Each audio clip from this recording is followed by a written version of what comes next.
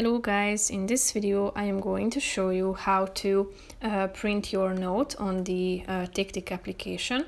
But first I just want to mention, don't forget to subscribe to my channel, because at 10,000 subscribers I am going to show you my whole YouTube revenue statistics and growth strategy, how to make money online. So let's jump into it. First of all, open the application on your phone. Use your Touch ID or passcode to log into the TickTick account or application. Now you should tap on this calendar option down below, which is the second option, and after that you should click on the three dots icon in the upper right corner of the screen.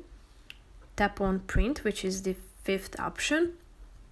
Here you can see the layout of your of the item that you want to print. You should select your printer that you have connected to your phone or to your device. Then you should select the quantity of your copy, so size it up by tapping on the plus icon or size it down by clicking on the minus icon.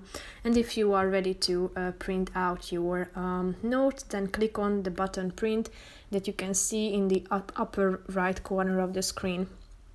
So that's pretty much it for this video, guys. I hope you found it helpful.